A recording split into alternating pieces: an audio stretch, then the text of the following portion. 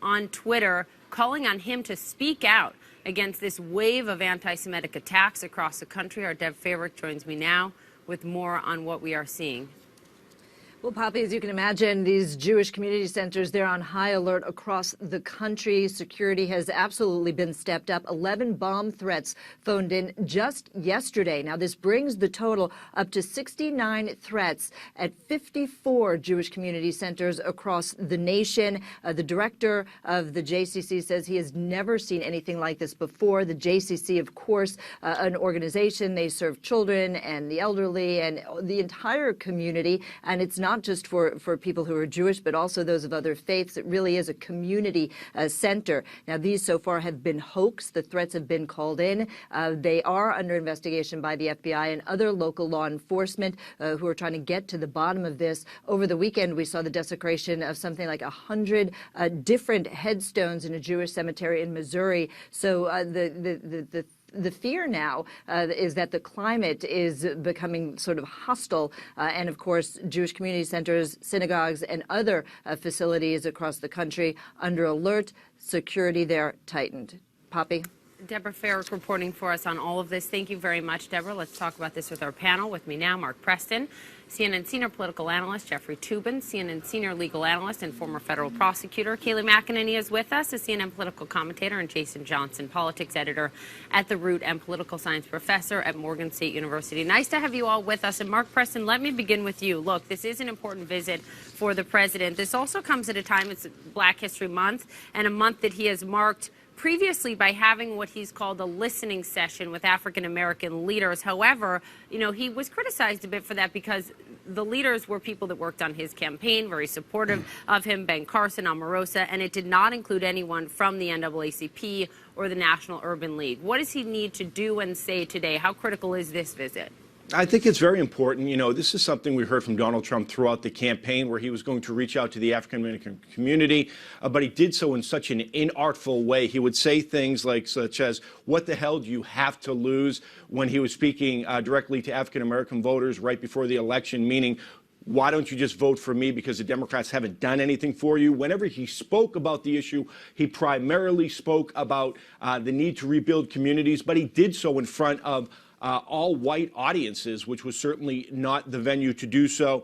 You know, this is very important for Donald Trump, but it's actually very easy for Donald Trump, I think, in many ways, to go out and try to reach out to the African-American community. He is going to be criticized by them, no doubt about that. We saw what he did last week when he called on April Ryan, who is a reporter, a longtime White House reporter, a good friend of mine, who happens to be African-American. She asked a question about the Congressional Black Caucus. He said to her, hey, you know, can you set up that meeting, which a lot of people took to mean that all black people know each other. So Donald Trump steps over his words. I think that he could do a better job of reaching out to these communities.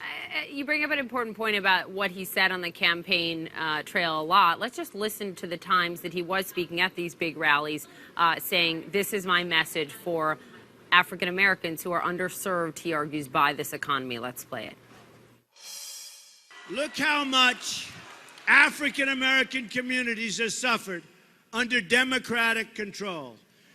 To those I say the following: what do you have to lose?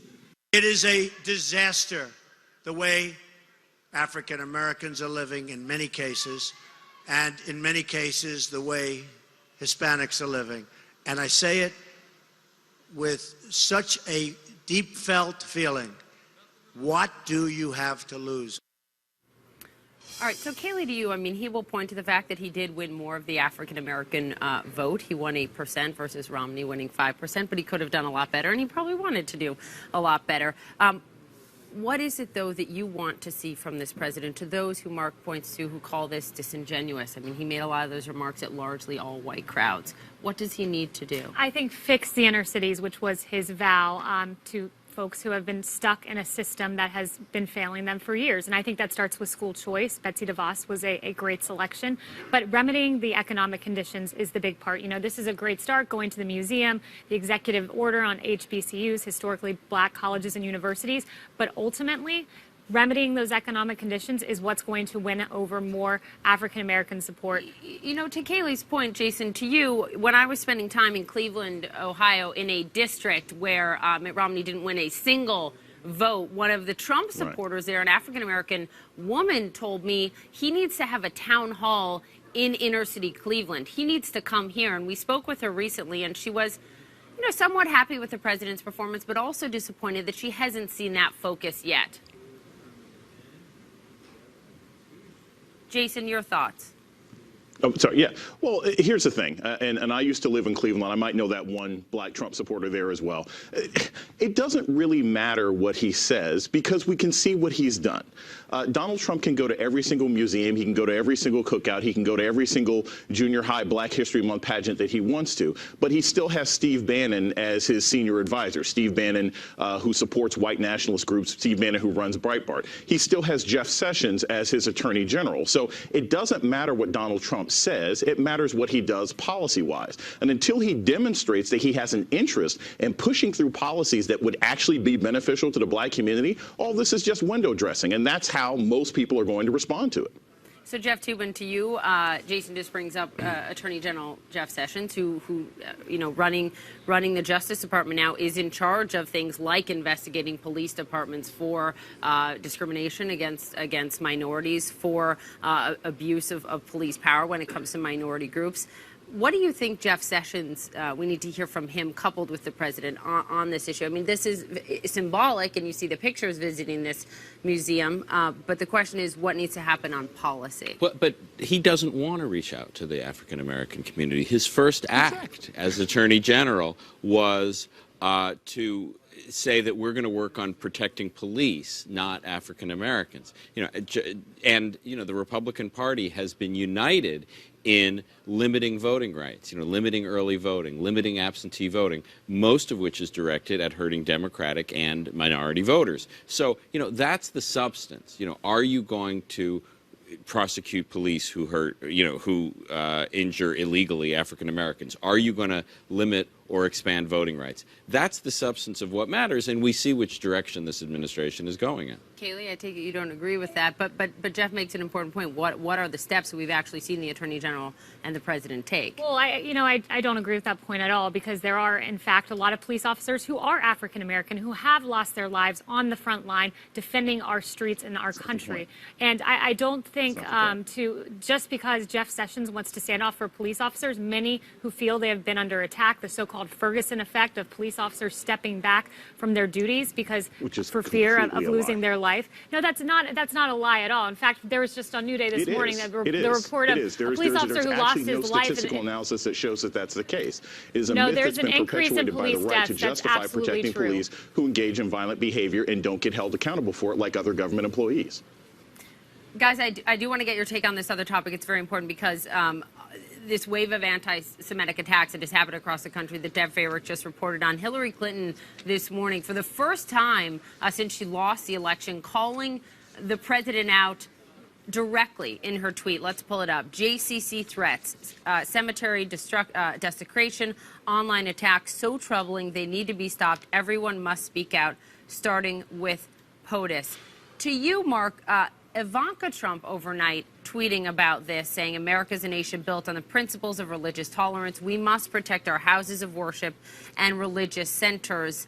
However, the president criticized by many for the way that he addressed and answered a question about these anti-Semitic attacks last week at the press conference.